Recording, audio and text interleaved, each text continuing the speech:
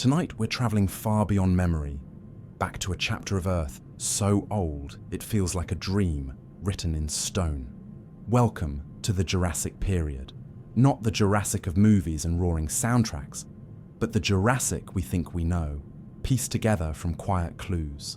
A tooth pressed into rock, a footprint hardened in ancient mud, a ripple of minerals that once belonged to seawater, wind, and rain. The Jurassic lasted for tens of millions of years.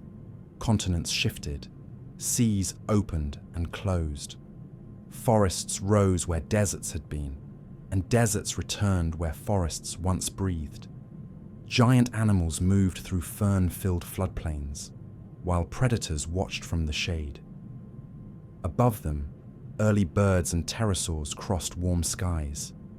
Beneath them, oceans carried sleek hunters through dark green water. And yet, so much remains uncertain. Fossils don't keep color well. They don't preserve every sound. They rarely record the small daily moments, the way a herd rested, the way a storm smelled, the way moonlight fell through conifer branches. So let this be a gentle documentary, not a loud certainty, but a calm journey through evidence, imagination, and the soft edges of what time has taken away. Get comfortable, let your breathing slow, and when you're ready, we'll step into the Jurassic, one quiet scene at a time. Picture the planet before you picture the animals. Not the Earth of streetlights and borders and familiar maps, but an Earth where the continents are arranged differently, where coastlines do not match anything in your mind, and where distance is measured in things that don't exist anymore. Vanished seas, vanished forests, vanished mountain chains worn down into quiet stone. For a long time, much of the land had been gathered into a single, immense arrangement, a supercontinent stitched together like one great, uneven raft. When land is joined like that, the interior can become vast and dry. Moist ocean air struggles to travel far inland. Seasons can swing. Rivers may be fewer in the deep interior. Deserts can spread because water cannot easily reach the center of the world. But in the Jurassic, that stitched together world begins to loosen. It doesn't happen like a sudden tear. It happens like slow tension giving way. Like a long breath that has been held too long, finally released. Deep beneath the crust, heat moves through the mantle with a patience that is difficult to imagine. The mantle is not molten everywhere, not a boiling ocean, but it can flow, very slowly, like thick, hot wax over unimaginably long time. That slow movement pushes and pulls at the crust above it, and where the crust is stretched, it thins. Where it thins, it weakens. Where it weakens, it begins to crack. At the surface, those cracks can become rift valleys, long, low places where the land sinks as it pulls apart. Over time, these rifts may widen. They may fill with rivers. They may become chains of lakes. They may, eventually, become arms of the sea. If you could stand in a Jurassic Rift Valley, you might see something both ordinary and uncanny. Ordinary, because the valley could look like a landscape you recognize. River plains, shallow lakes, reeds at the edges, mud drying into patterned crusts beneath the sun. Uncanny, because beneath that calm surface, the earth is reorganizing itself. The ground beneath your feet is not simply ground. It is a moving plate, a raft of rock, drifting at the speed fingernails grow, but doing so for millions upon millions of years. And as rifts continue to widen, oceans are born. Not all at once. First narrow seaways, then broader basins. Salt water finds its way in. Tides begin to shape new coastlines. The chemistry of the oceans changes as fresh rock is exposed, weathered, carried downstream. Along young continental margins, sediments pile up, sand, silt, clay, layer over layer, soft at first, then pressed into stone. The Jurassic world is, in many ways, a world of shifting edges. Coasts creep inland and then retreat. Sea level rises and falls. Shallow seas spread across continental shelves, turning parts of the land into archipelagos and peninsulas.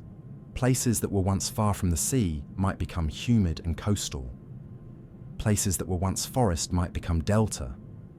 Places that were once dry might become wet for a long time, then dry again. These changes are not just background scenery, they shape everything. They shape the winds, because winds follow temperature and pressure follow oceans and mountains, and distance from the sea. They shape rainfall, because rainfall depends on where warm air rises and cool air falls, where moisture is carried and where it is dropped. They shape seasons, because seasons are not only the tilt of the planet, but the way land and water store and release heat. So when we speak of Jurassic climate, we're not describing a single uniform warmth. We're describing a warm world with regions, belts of humidity and belts of dryness, monsoon-like rhythms in some areas, long inland arid stretches in others, coastal zones softened by the sea. Many lines of evidence suggest that the Jurassic, overall, was warmer than the modern world, with little to no long-lasting polar ice like we know today. But warmth comes in different textures. Warmth can be wet or dry. Warmth can be stable or stormy. Warmth can bring lush forests, or it can bring expanding deserts. And because the continents were moving, the textures of climate shifted slowly over time too. If you imagine the Jurassic as a long night, then the climate is the slow changing of the air as the hours pass. A breeze turning, clouds gathering, humidity rising, then falling again. Not in a day, but in millions of years. How do we know any of this? Not by looking at a single fossil and declaring certainty. The past is not that kind. We know it through a collage of clues, quiet, patient clues that have no intention of telling us anything, and yet do. The sediments themselves are a kind of memory. Fine, even layers can suggest calm water, perhaps a lake bed, perhaps a shallow sea. Thick, cross-bedded sands can suggest dunes shaped by wind, or rivers shifting their channels. Ripple marks can show the direction of ancient currents. Mud cracks can show where wet ground dried in sun and air.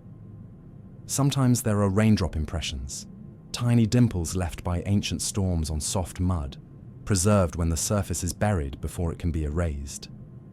Sometimes there are footprints, tracks of animals moving across a wet plain, their weight pressing patterns into the ground.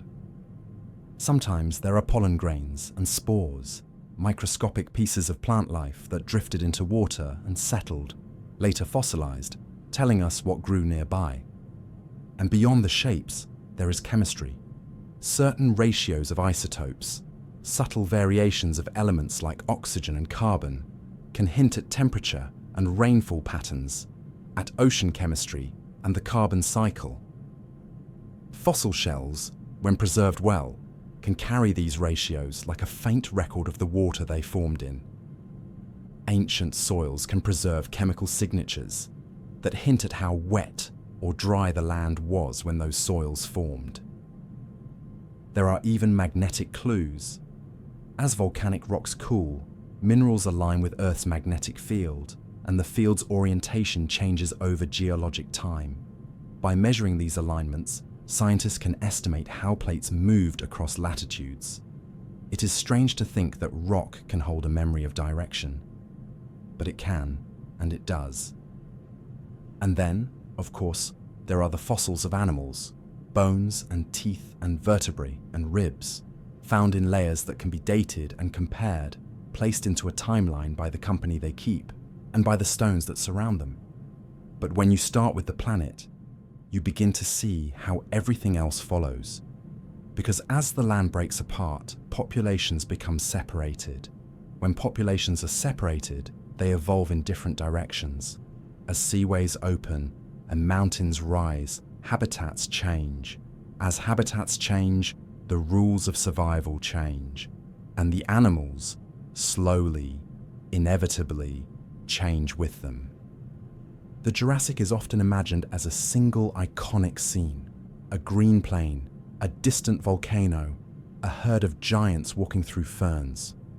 But the truth, even in our best reconstructions, is more varied.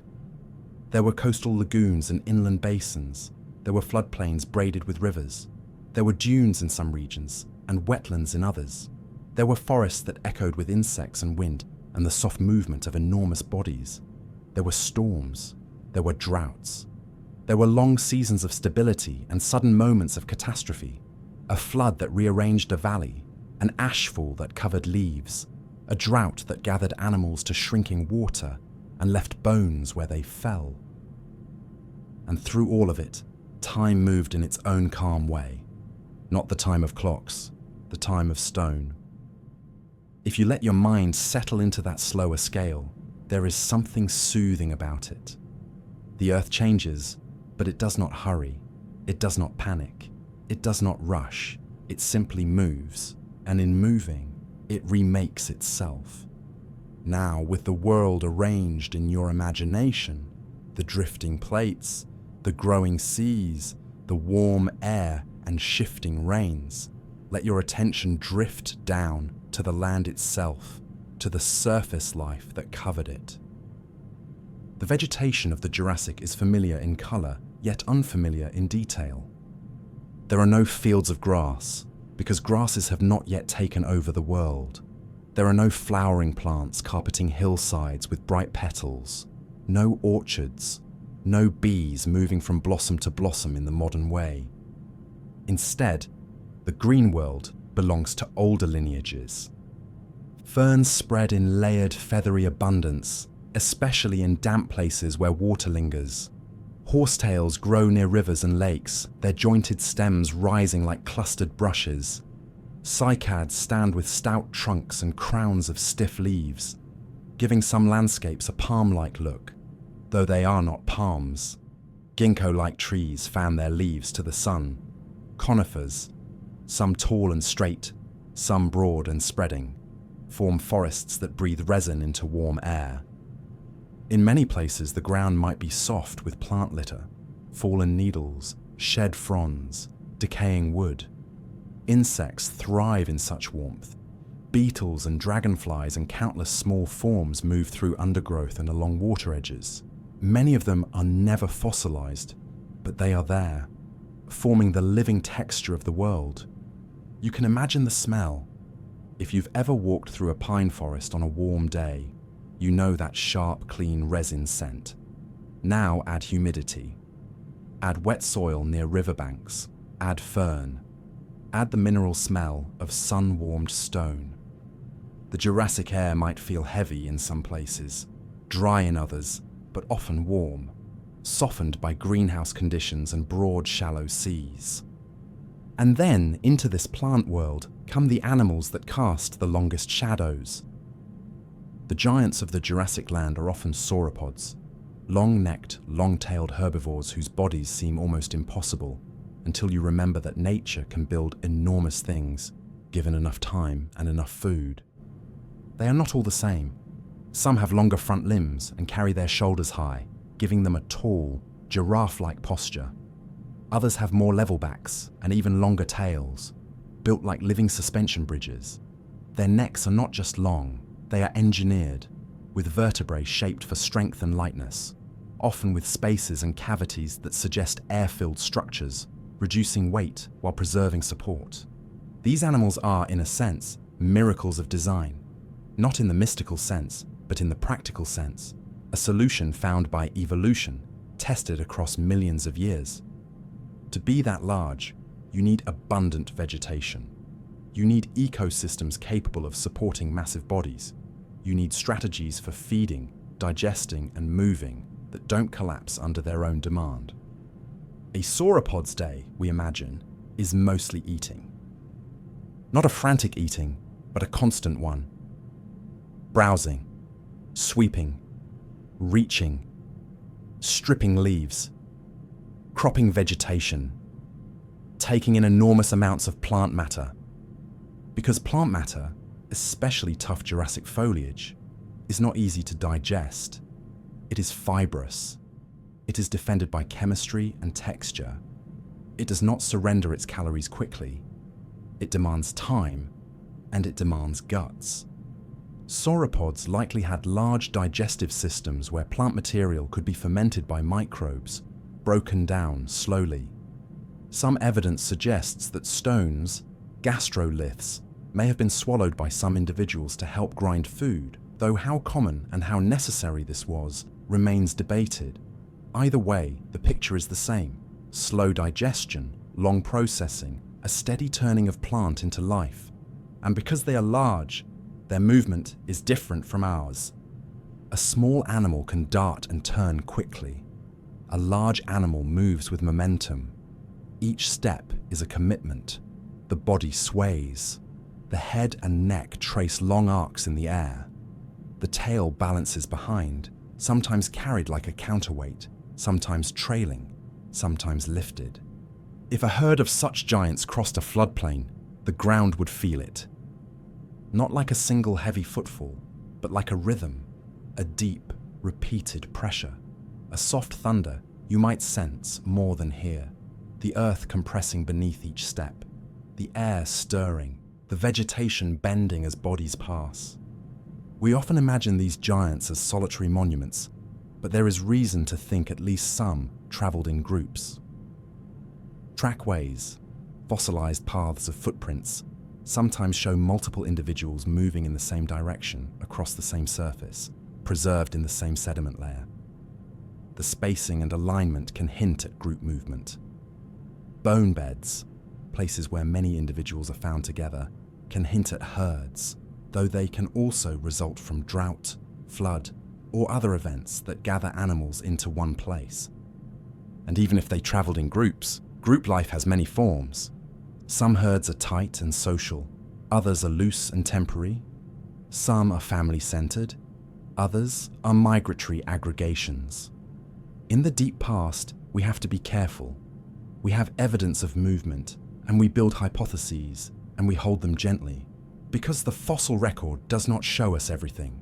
It does not preserve the small daily choices. Who stayed close to whom? Who yielded? Who challenged? Who cared for which young? It rarely preserves the moments of rest, the way a herd might settle near water, the way bodies might align against wind, the way calves might huddle in the center if predators were near. But we can still imagine a plausible rhythm based on what living animals do and what the landscape allows. Morning, when the air is cooler, could be a time of movement. A slow migration from one feeding area to another. Midday might bring rest in whatever shade exists, under conifers, along the edges of forests, near riverbanks where the air is moister. Evening might bring feeding again, because feeding is always needed. Night in a Jurassic floodplain would be dark in a way we almost never experience now, absent electric light. The stars would be bright. The moon would spill pale light over fern and water. Insects would sing. Some animals would become more active. Some would become still. Predators, too, are part of the scene, even when unseen. Large theropods, powerful, bipedal hunters, move through these landscapes. They are not movie monsters. They are animals shaped by hunger, risk, and opportunity. They would not want to waste energy. They would not want to risk injury. They would choose moments. They would watch. An injury matters immensely in a world without medicine, without soft care. A broken leg can be a death sentence. A deep wound can become infection. So both predator and prey are engaged in a constant negotiation, risk versus reward, energy versus danger. In such a world, size itself is a kind of protection. A fully grown sauropod is not an easy target. Its sheer mass and strength, and the fact that it may be surrounded by others, would make attack difficult. But young individuals, or injured ones, or those separated from a group, those could be vulnerable. This vulnerability shapes behavior. It shapes where animals choose to move and rest. It shapes the way they approach water sources, where mud can trap feet and predators can ambush. When you imagine a river in the Jurassic, don't imagine a single neat channel. Many rivers on broad floodplains braid and shift. They split into multiple threads, reunite, change course after storms. They leave behind oxbow lakes when bends are cut off. They flood, depositing layers of silt that enrich soils and create new plant growth. These floodplains can be fertile and therefore attractive to herbivores, but they can also be dangerous because floods come suddenly and mud can be deep and predators know that prey must drink. In some places, seasonal rains might swell rivers. In other places, long dry periods might shrink them to isolated pools. In drought, animals converge on water. In convergence, risk rises, competition, disease, predation. Sometimes entire groups may perish in such conditions, leaving concentrated bones that later fossilize. A bone bed can be a tragedy preserved, one moment of ecological stress turned into stone memory. And what about the plants themselves? The plant world is not a passive backdrop. It shapes what animals can become. If you have tall conifers and cycads and other robust vegetation, you can support animals that browse at different heights. You can support a vertical layering of feeding niches, some animals feeding low, some feeding mid-level, some feeding high. This is one reason longnecks can evolve. A longneck is not only about reaching high leaves, it can also be about sweeping wide areas of vegetation without moving the heavy body as much. If you can stand in one place and reach a large feeding radius, you save energy. Over millions of years, saving energy can become survival. But again, we hold our interpretations gently. Neck posture and feeding behavior are still discussed and modeled because bones tell us what is possible, but not always what was typical. Other herbivores share the landscape too. Smaller dinosaurs that move more quickly, that browse lower. Some are bipedal runners. Some are armored or spiky. Some carry heavy tails or plates. One of the most iconic Jurassic forms is Stegosaurus, with its line of plates and its spiked tail. Those plates are a perfect example of how fossils can be both wonderfully clear and frustratingly mysterious. The plates are there. Their shape is there. Their arrangement can be inferred, but their purpose is not stamped into them like a label. Were they for display, for species recognition, for defense, making the animal look larger or more intimidating, for temperature regulation, acting as a surface to exchange heat with the air? Different lines of evidence support different ideas, and it may be that the truth is not singular. Traits can serve multiple functions. A structure can begin with one purpose and later become useful in another. Nature does not always design with a single intention. And while the giants and the plated herbivores draw our attention, the Jurassic is also full of smaller lives. Small reptiles, amphibians near water, early mammals, mostly tiny, living in the margins, burrowing, hiding, climbing, surviving under the feet of dinosaurs that may not even notice them. These early mammals are not yet the dominant story of land life, but they are present. They are part of the nighttime. They are part of the undergrowth. They are part of the ecosystem's quiet machinery, eating insects, scavenging, reproducing quickly, adapting in small ways. If you could sit still in a Jurassic forest for a long time, just sit and listen, you might hear a world that doesn't match the popular soundtrack. Not constant roaring, more likely a blend of wind and insects, water moving over stone, leaves shifting. Occasional calls, perhaps deep and resonant from large animals, perhaps sharp and bird-like from smaller ones, perhaps unfamiliar in timbre, and in the distance, the low presence of a herd. Sometimes, evidence lets us peek into the pace of life. Bones, when examined closely, can show growth patterns. In some animals, Microscopic structures and lines can suggest phases of rapid growth and slower growth, perhaps seasonal changes or life history stages. This can help scientists estimate how quickly an animal grew from hatchling to adult, and how long it may have lived. Again, it's not a perfect biography, but it's more than we might expect. The past is not completely silent. It whispers through structure. And then there is the question of behavior, the most tempting and the most uncertain. We can infer that large herbivores needed vast ranges. We can infer they likely moved between feeding areas. We can infer they needed water and avoided certain risks. We can infer that young needed protection simply because young are vulnerable. But whether a particular species lived in tight family groups or loose aggregations, whether it migrated long distances or stayed within a region, whether it nested in colonies or alone, these are questions that fossils only answer in fragments. Sometimes we find nests, sometimes we find eggs, sometimes we find places that look like nesting grounds where multiple clutches were laid. But nesting evidence is unevenly preserved, and much can be lost. So we balance imagination with restraint. We paint the most plausible picture we can, and we leave room for the unknown. And there is something calming about that too. The Jurassic is not a story we control. It's not a story written for our entertainment.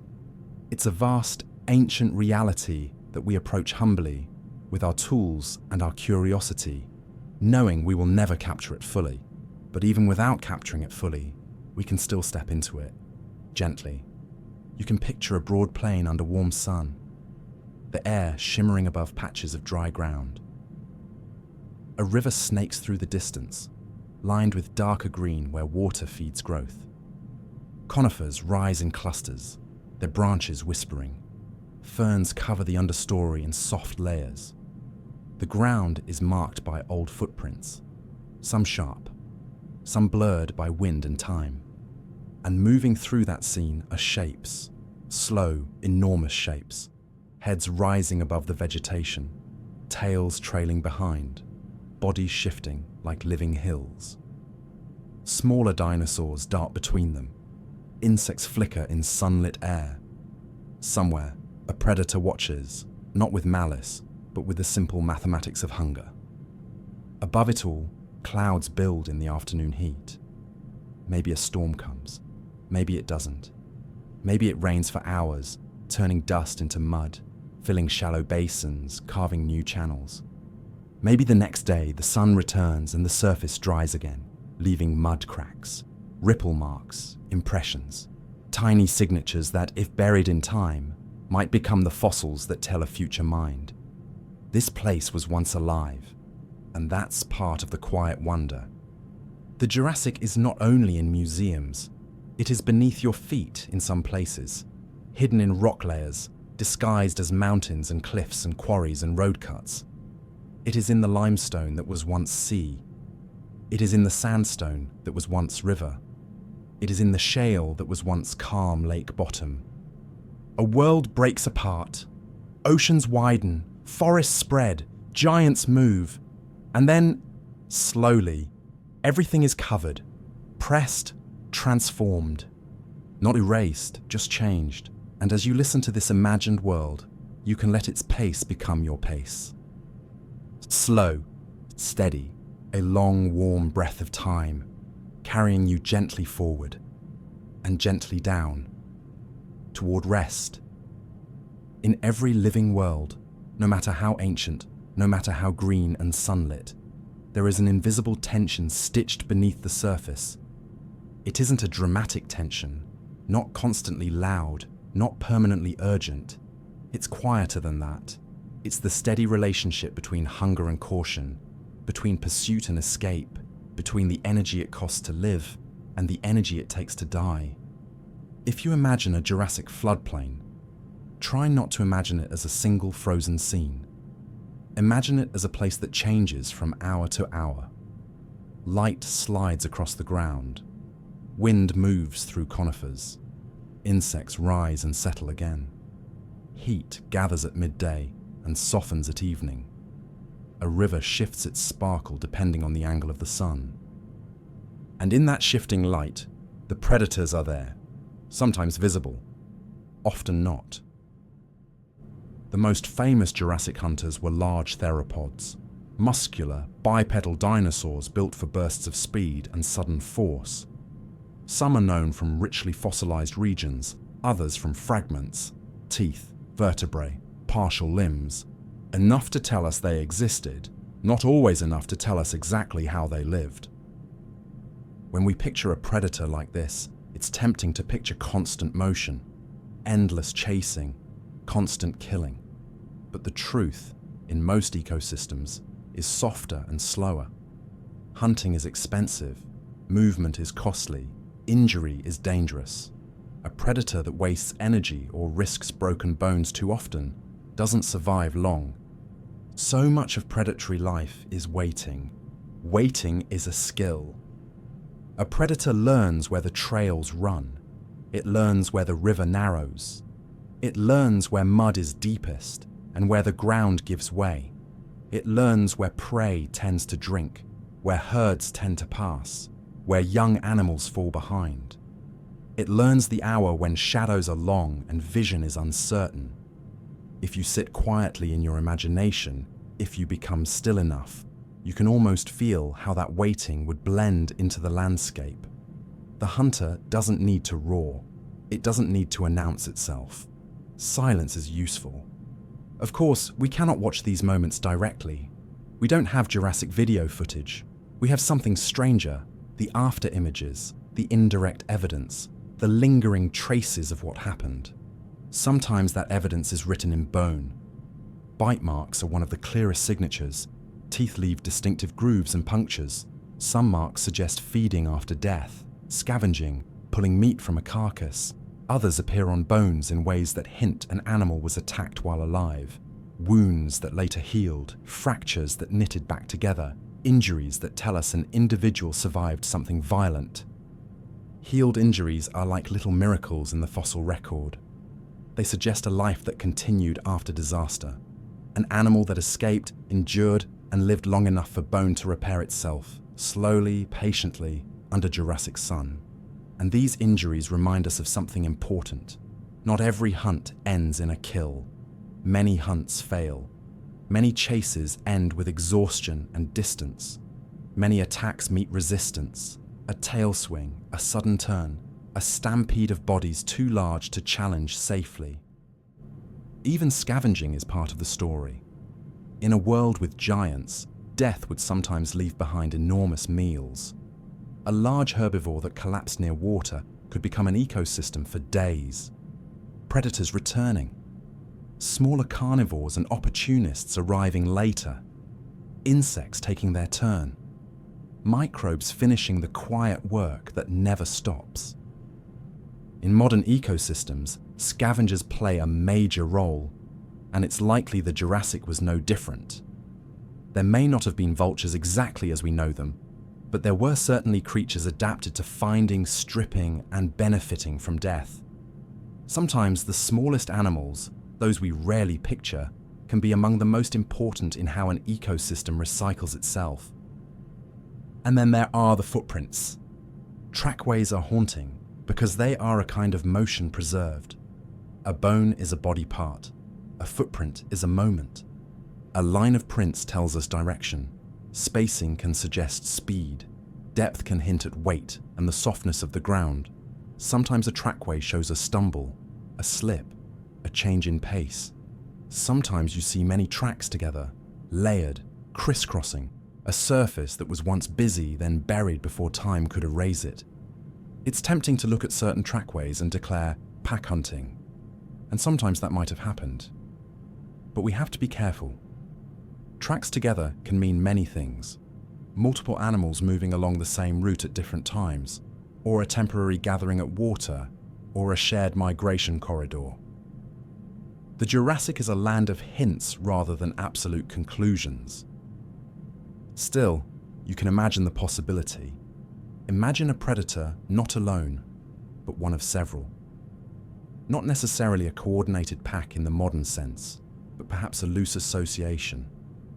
siblings not fully separated, or individuals drawn together by the presence of prey, or a temporary group created by opportunity. Nature is flexible. Social behavior can be complicated even today. It can vary by season, by age, by region. It can be temporary, unstable, opportunistic. What matters for a sleepful mind is not certainty, but atmosphere. The Jurassic atmosphere is one of watchfulness. Herbivores are not constantly panicking because constant panic is exhausting. Instead, they live with a background alertness, a quiet awareness. They graze, but they lift their heads now and then. They travel, but they keep a sense of spacing and safety. The young stay near the older bodies. Individuals cluster when danger feels close. And danger itself is not evil, it is simply part of the logic of life. Predators are shaped by the same forces as prey.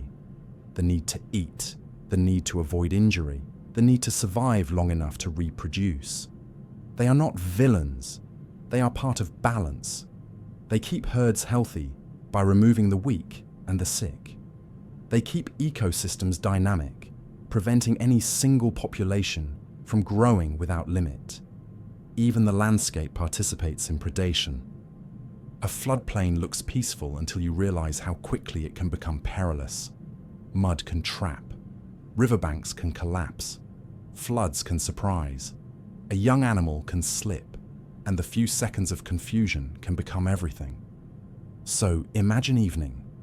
The day's heat begins to soften. Shadows lengthen under conifers. The air smells of warm resin and damp soil near the river. Insects change their song. Some become quieter, others grow louder. In the distance, a large herbivore herd becomes a darker shape, a moving silhouette against the lighter ground. And somewhere closer, maybe near a line of low vegetation, maybe along the edge of a dry channel, something waits, not roaring, not dramatizing, simply waiting. When the moment comes, it comes quickly. A burst of motion, a sudden rush of muscle and breath, a sound of feet on ground, a wave of alarm in the herd. Dust rises. Birds or pterosaurs might lift suddenly from nearby trees. The prey runs, not endlessly, but with all the urgency of survival. The predator runs too, but it cannot afford to run long. And then, after seconds, maybe a minute, something happens. Either the predator catches hold, or it fails and slows, breathing hard, watching the herd flow away like a river of bodies. Most of the time, the herd survives. Most of the time, life continues. And when the noise fades, the Jurassic returns to its quieter music. Wind, insects, water, and the slow movement of enormous creatures who must keep eating to remain enormous. Now let your imagination drift beyond the land, because the Jurassic is not only a story of floodplains and forests, it's also a story of air and sea, of worlds above and below that feel almost like a different planet. Look up first. The sky is not empty. Pterosaurs glide overhead. Winged reptiles, not dinosaurs, but close neighbors in the tree of life. Their wings are not feathered like a bird's, but membraned, stretched across elongated fingers, shaped for soaring and maneuvering through warm air. Some pterosaurs are small, quick, and agile, built to dart and turn. Others grow larger, designed to ride air currents, to travel far, to scan coastlines and open water for movement. You can picture them launching from cliffs, or from sandy banks, or from rocky shorelines where waves break softly. You can picture them circling in wide, quiet spirals, letting the wind hold them up, their bodies becoming part of the sky's geometry. And among them, especially later in the Jurassic, there are early birds, still close to their dinosaur ancestry. The most famous is Archaeopteryx, known from fine-grained limestone deposits that preserved delicate details. This is one of those fossils that feels like a whisper from the past. Not only bones, but impressions of feathers, a moment of life and death recorded with unusual softness. Early birds are not yet the masters of the sky the way modern birds are. They are experiments in flight, small-bodied, feathered, learning what wings can do. Their flight might be more limited, more fluttering, more dependent on gliding and short bursts than on the long-distance endurance we see in many birds today. But the presence of feathers, even beyond birds, changes how we imagine the Jurassic. For a long time, dinosaurs were imagined as uniformly scaly, reptile-like in the old-fashioned way. Now we understand that many theropods carried feathers or feather-like coverings, and that birds are living dinosaurs, one branch that continued and transformed, while so many other branches ended. That thought alone can feel soothing in its own way. The Jurassic is not gone. It is changed. It lives on in the air outside your window, in the small feathered bodies that move through modern skies. Now let your attention drift downward, past the shoreline, past the shallows, into the sea. Jurassic oceans are abundant, and in many ways more alien than the land. The water holds creatures that look almost familiar, and creatures that feel like inventions. Ammonites drift and swim, cephalopods with coiled shells, their spiral shapes preserved in stone so often that they have become icons of ancient seas. Some shells are smooth, others ribbed, some with elaborate patterns. They come in countless forms, and because they evolved rapidly and spread widely, they can help geologists date rock layers like timestamps. Alongside ammonites are belemnites, squid-like creatures with hard internal structures that fossilize well. There are fish, of course, moving in schools, flashing silver-green in sunlit shallows. And then there are marine reptiles, creatures that breathe air, but live in water, shaped into sleek hunting forms. Ichthyosaurs are among the most striking, streamlined like dolphins, built for speed, with powerful tails and large eyes in some species, suggesting deep diving or low-light hunting. They are reminders that evolution can arrive at similar solutions in different lineages, fish-like shapes for moving efficiently through water, again and again, across time. Plesiosaurs glide with strong flippers, some with long necks and small heads, others with shorter necks and larger skulls. Their motion might have been graceful, almost flying through water, using their flippers like underwater wings. And in some seas, larger pliosaurs, powerful-headed relatives, patrol the depths, built for capturing sizable prey. Their exact behavior is, again, something we infer. But the bones tell us enough: strength, speed, and a role high in the marine food web. The seafloor itself is busy with life that rarely gets the spotlight: shellfish, worms, crustaceans, reef-building organisms. Coral reefs, though not identical to modern ones, form complex habitats where smaller creatures hide and feed and reproduce. Reefs are like underwater cities, full of niches and shadows. If you imagine Jurassic seawater, you might imagine it warm in many regions, especially in shallow seas, spread across continental shelves.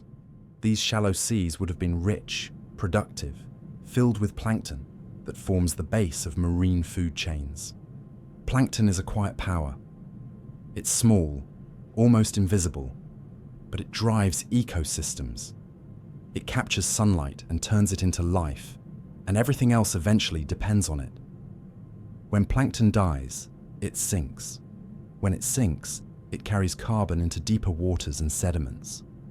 Over immense time, these processes can shape the chemistry of oceans and atmosphere.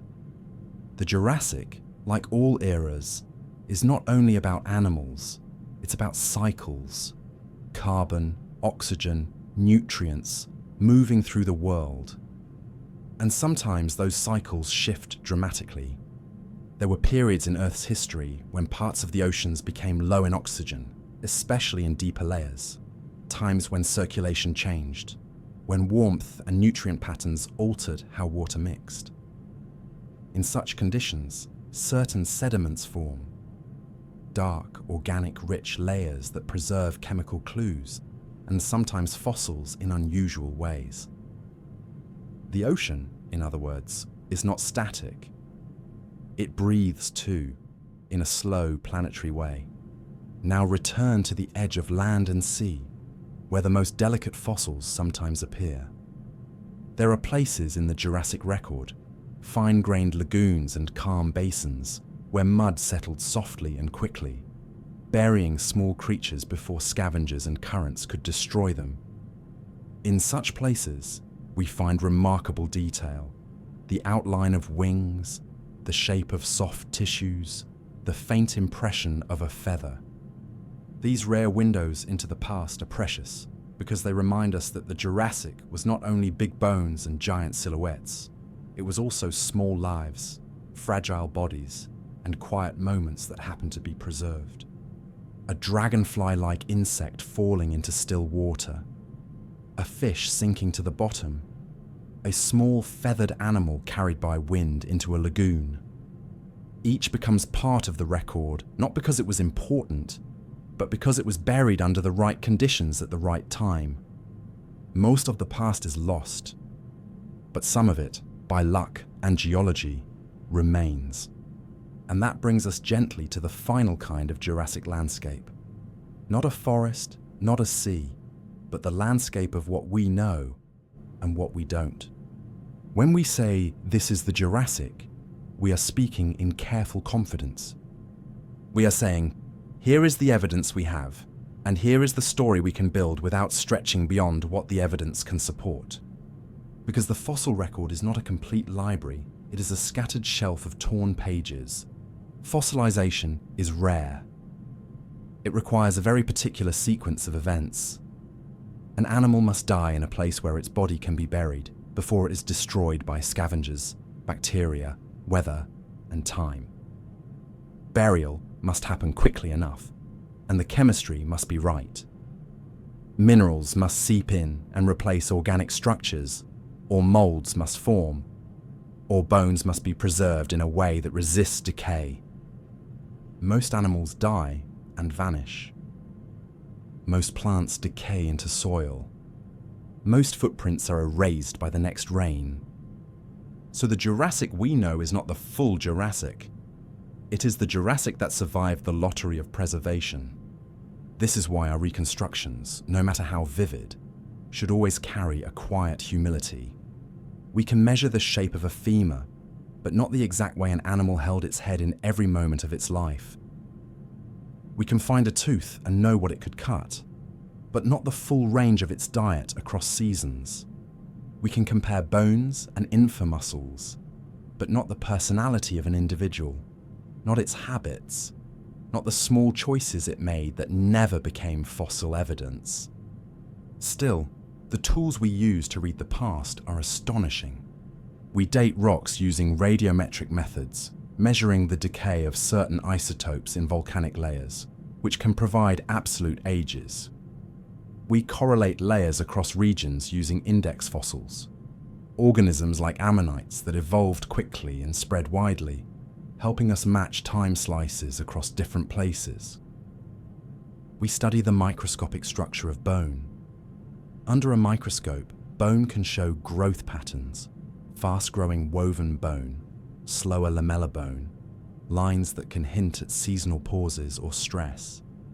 This can help estimate how quickly certain dinosaurs grew, how old they were at death, sometimes even whether they experienced difficult periods.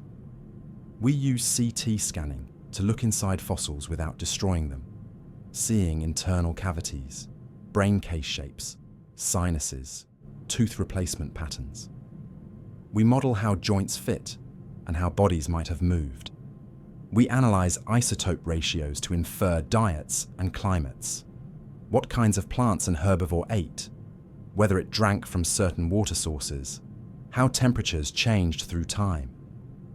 We study ancient soils, paleosols, to understand rainfall patterns and vegetation. We study charcoal in sediments to infer wildfires. We study pollen and spores to reconstruct plant communities. We study the orientation and layering of sediments to infer rivers, deltas, dunes, and shorelines. This is the beauty of earth science, many independent whispers combined into a clearer voice. And even then, the voice is not perfect. There are mysteries that remain stubbornly soft. Colour, for example. The Jurassic world had colour. Of course it did. But fossils rarely preserve it. In rare cases, microscopic structures related to pigment can be found, offering clues. But for most species, we simply do not know. A dinosaur could have been muted and earthy. It could have been striped. It could have been surprisingly bright. Display and camouflage are powerful forces in evolution, and they likely shaped Jurassic bodies too, but the evidence is often silent. Sound is another mystery. Dinosaurs surely made sounds. Their lungs, their throats, their bodies were capable of it, but the exact voices are lost. We can make informed guesses based on anatomy and on modern animals, but we cannot play a recording of a Jurassic dawn. We can only imagine it. Deep calls carrying across floodplains, hisses and low rumbles, sharp chirps from small feathered animals, the constant chorus of insects. Behavior is the largest mystery of all. Did certain theropods hunt alone or in groups? Did some dinosaurs migrate long distances? How did they care for their young? How did they communicate? Through sound, through posture, through color, through scent? We can find hints, nesting sites, trackways, bone beds, injuries. But behavior is a living thing. It changes with environment and circumstance. Even today, animals of the same species behave differently depending on habitat, season, and individual personality. So we build our best interpretations and we leave room for revision. And revision is not a failure. It is the most honest part of science. The Jurassic story has changed many times, and it will change again. New fossils are found. Old fossils are reinterpreted. Techniques improve. Assumptions are challenged. A creature once thought to be slow might be understood as more active. A dinosaur once shown as scaly might be reimagined with feathers. A habitat once pictured as desert might be recognized as a floodplain. A set of bones once assigned to one species might be reassigned to another. This is how deep time becomes clearer, not through one perfect discovery, but through countless small refinements. And the phrase, "what we think we know," becomes important. It keeps us awake in the right way, awake with curiosity, not with arrogance. It reminds us that our reconstructions are bridges made from evidence, stretching across an ocean of missing information. If you hold that gently, the Jurassic becomes even more peaceful, because it isn't a rigid story. It's a living investigation, a slow conversation between stone and mind. Now, imagine the end of a Jurassic day, not as an ending in history, but as the end of a single quiet cycle. The sun lowers, shadows lengthen, the forest darkens under conifer branches. A river reflects a dimming sky. Somewhere far away, a herd settles into stillness. Bodies close enough that the young are protected by the sheer presence of adults. In the distance, perhaps a predator moves, not rushing now, just traveling, following the shape of the land, listening, waiting for the next opportunity, because hunger will return tomorrow as surely as dawn.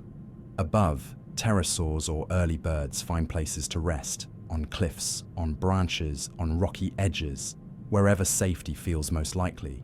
In the sea, beneath the surface, marine reptiles continue to glide through darkening water. Fish shift their schooling patterns. Ammonites drift and pulse through currents, following instincts older than anything we can name. And under it all, the planet continues to change. The continents continue to drift, the seaways continue to widen, sediments continue to settle, grain by grain, building tomorrow's rock. The Earth, without noticing us at all, continues its long work. This is one of the most calming truths the Jurassic can offer. The world is always becoming, and even though we cannot know every detail, we can still feel the scale of it, the patience of it, the steady, unhurried rhythm that carried forests and oceans and giant footsteps across tens of millions of years. So as you drift towards sleep, let the certainty soften. Let the questions remain questions. Let the evidence be enough, without forcing it to become more than it is. Because the Jurassic does not need to be perfectly known to be deeply real. It only needs to have happened. Warm air moving through fern and conifer, footprints pressed into mud, waves rolling over shallow seas, wings gliding across a wide sky. And time, always time, settling gently over everything, layer by layer, until the world becomes stone, and the stone, someday, becomes a story again.